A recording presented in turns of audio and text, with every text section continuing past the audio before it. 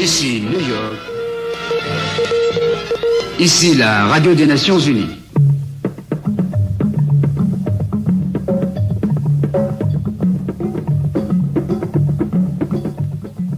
L'Afrique à l'ONU, une production de la radio des Nations Unies.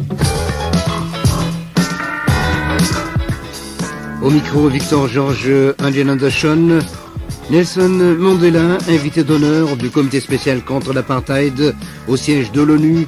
Aujourd'hui, un dossier spécial. La communauté internationale rend hommage à celui qui est appelé à être l'un des principaux architectes de la nouvelle Afrique du Sud.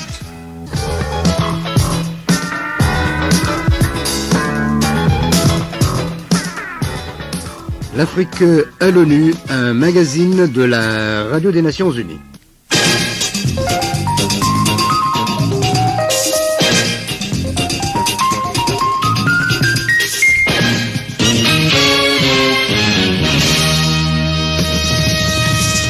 L'événement à l'ONU, aujourd'hui un dossier spécial sur l'évolution de la situation en Afrique australe. Si vous voulez bien, nous allons vous faire revivre cette séance historique organisée au siège de l'ONU en l'honneur de Nelson Mandela. Vendredi 22 juin, dans la salle de l'Assemblée générale, le président du comité spécial contre l'apartheid, Ibrahim Gambari, a ouvert la séance. Le comité spécial rend hommage à Nelson Mandela, une légende de notre époque. Un homme qui est devenu la conscience morale du monde et le dépositaire de la conscience humaine la plus haute dans la lutte universelle pour la paix, la justice et la liberté. The international community as a whole welcomes you to freedom. Your statue as a symbol of resistance. La communauté internationale tout entière vous salue dans la liberté. Votre statut en tant que symbole de la résistance, votre détermination, votre dévouement en vue de l'élimination de la discrimination raciale et de l'apartheid continuera d'inspirer des secteurs de plus en plus importants de l'opinion mondiale jusqu'à ce que l'Afrique du Sud respecte les nobles principes consacrés dans la Charte des Nations Unies et la Déclaration des droits de l'homme. Le comité spécial contre l'apartheid se félicite d'accueillir Nelson Mandela, enfin libre. De votre expérience, Monsieur Mandela, de l'indépendance de la Namibie, nous tirons la leçon qu'un individu, tout comme une nation, peut changer le cours de l'histoire. Prochain orateur à prendre la parole au cours de cette réunion historique, M. Ravi Pérez de Cuéllar, secrétaire général de l'ONU, qui a salué en Nelson Mandela, un champion de la liberté, et qui est appelé à être l'un des principaux architectes de la nouvelle Afrique du Sud.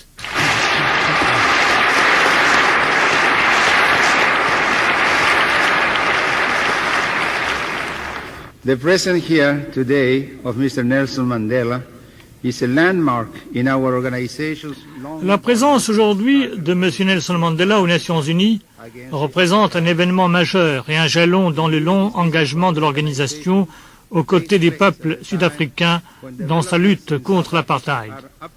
Il nous rend visite à un moment où l'évolution de la situation en Afrique du Sud est suivie avec un vif intérêt. Et le secrétaire général de l'ONU de souligner, en dépit de la violence que Mandela a souffert durant sa longue et combien injuste détention, le message qu'il nous apporte est un message de paix et de justice pour la restauration des droits des peuples d'Afrique du Sud. Les paroles que Mandela a prononcées depuis sa libération ne sont pas des paroles de rancœur ou de vengeance.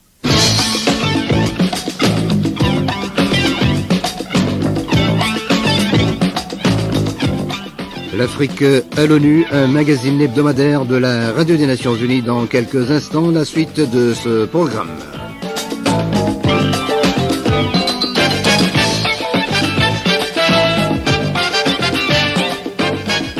Le président de l'Assemblée générale, M. Joseph Garba, du Nigeria, a affirmé que l'action de Nelson Mandela est devenue aujourd'hui le paramètre avec lequel il faut évaluer l'évolution et les progrès vers l'élimination de l'apartheid. Le président de l'Assemblée générale, M. Joseph Garba du Nigeria, a fait observer que M. Nelson Mandela, bien que libre en tant qu'individu, n'est cependant pas encore réellement libre, à l'instar de chaque Sud-Africain noir. Les discussions en cours entre l'ANC et le gouvernement sud-africain, tout en étant encourageantes, ne représentent que les premières étapes vers la liberté. Et la liberté en Afrique du Sud, a fait valoir M. Garba, viendra avec le démantèlement de l'apartheid.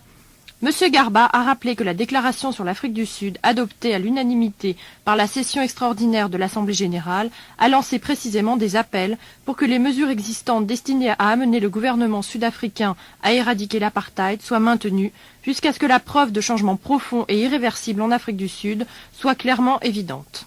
Après le président de l'Assemblée générale, c'est l'ambassadeur de France, Pierre-Louis Blanc, qui a pris la parole en sa qualité de président du Conseil de sécurité de l'ONU.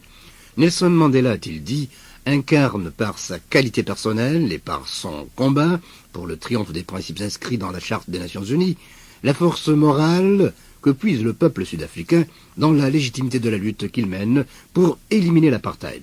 Le président du Conseil de sécurité de l'ONU. Pour les membres du Conseil de sécurité, comme d'ailleurs pour la communauté internationale tout entière, la présence de M. Nelson Mandela à l'Organisation des Nations Unies est un événement profondément émouvant qui vient couronner les efforts que n'a cessé de faire le Conseil de sécurité pour obtenir sa libération qui a tant tardé. Que les membres du Conseil s'engagent à faire tout ce qui est en leur pouvoir, dans le respect des dispositions de la Charte des Nations Unies, pour promouvoir l'exercice par tous les Sud-Africains des droits proclamés dans la Déclaration universelle des droits de l'homme et qu'ils encouragent une fois de plus les Sud-Africains à se rassembler autour de la table de négociation pour décider de leur avenir dans une société démocratique sans distinction de race.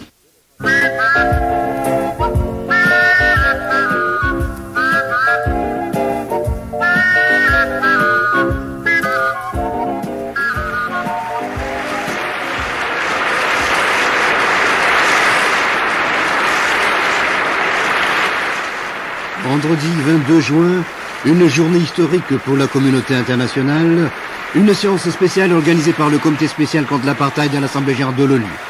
Une salle archi-comble, de nombreux représentants d'États membres, des invités de marque, l'orateur tellement attendu, Nelson Mandela, vice-président de l'African National Congress.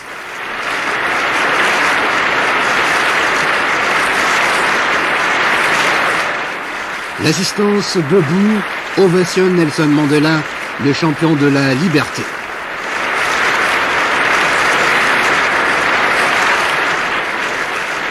Nelson Mandela s'est adressé ainsi à la communauté internationale du haut de la tribune de l'ONU. Ce qui est tragique est que ce qui a donné naissance à la nécessité de cette réunion est le fait qu'un crime contre l'humanité continue d'être commis. Le vice-président de l'African National Congress a tenu à souligner que l'adoption par consensus de la déclaration sur l'Afrique du Sud au mois de décembre dernier porte un coup sévère au système d'apartheid et une preuve de l'unité de la communauté mondiale sur la question sud-africaine et sur sa solution. On écoute Nelson Mandela par l'intermédiaire d'une interprète officielle de l'ONU. We look forward to the report that the distinguished Secretary General of the United Nations will submit. Nous attendons le rapport que le distingué secrétaire général des Nations Unies doit présenter sur la question de la mise en œuvre de la déclaration sur l'Afrique du Sud.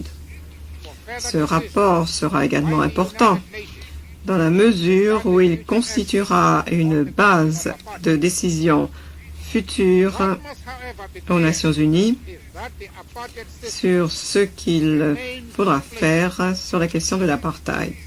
Ce qui doit être bien clair toutefois est que le système d'apartheid est encore en place. Aucun des principes de la déclaration n'a été mis en œuvre pour donner ce que la déclaration qualifie de solution internationalement acceptable à la question de l'Afrique du Sud. De même, les changements profonds et irréversibles envisagés par la déclaration ne se sont pas encore produits. La conclusion à tirer de ces observations nous semble claire. Rien de ce qui s'est produit en Afrique du Sud ne nécessite un changement des positions adoptées par l'organisation dans sa lutte contre l'apartheid. Les sanctions qui ont été imposées par les Nations Unies et par les gouvernements individuellement doivent rester en place. Sur l'initiative de l'African National Congress, le processus qui a été engagé devrait mener à un règlement politique juste en Afrique du Sud, a dit Nelson Mandela. The ANC is determined to do everything in its power to ensure speedy L'ANC est décidée à faire tout ce qu'elle pourra pour assurer une abolition pacifique rapide du système d'apartheid. Nous avons entrepris à cette fin de nombreuses initiatives au sein de l'Afrique du Sud, des initiatives visant à faire participer au processus de négociation tous les peuples et les groupes politiques représentatifs de notre pays. Le démarrage heureux accompli à Cape Town ne doit pas nous amener à conclure que le progrès ultérieur est assuré ou que nous n'aurons plus à rencontrer d'obstacles majeurs. Pour conclure, Nelson Mandela a affirmé que le changement était inéluctable.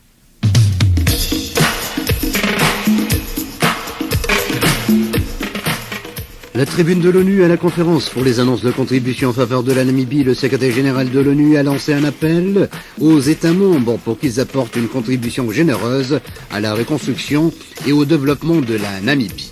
L'objectif de la conférence est de mobiliser un soutien financier, matériel et technique pour la reconstruction et le développement de la Namibie.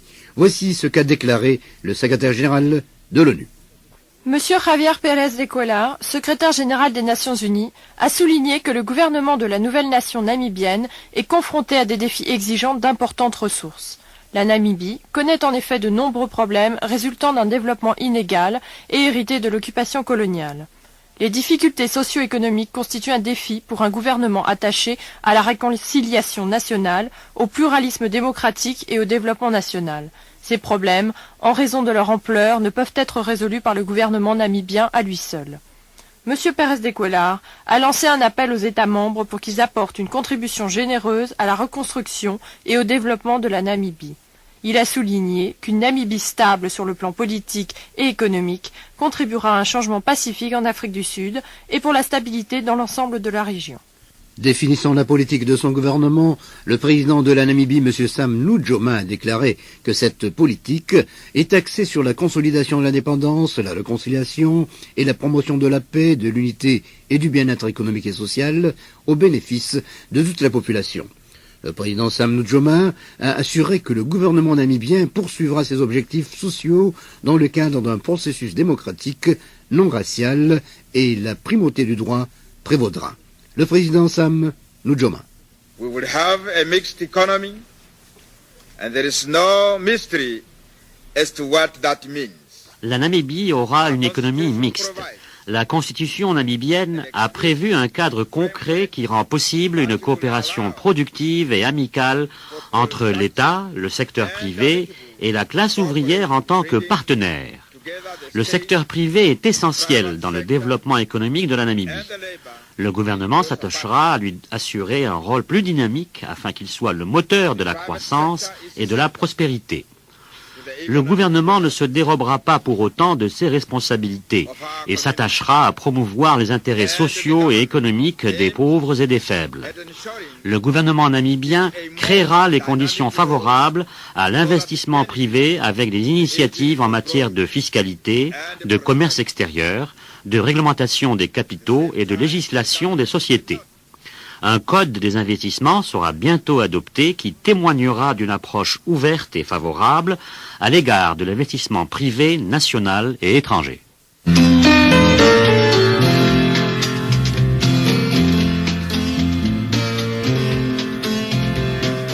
C'était l'Afrique à l'ONU, avec la participation de toute l'équipe de la Radio des Nations Unies, réalisation et présentation Victor Georges, Andy Anandachon.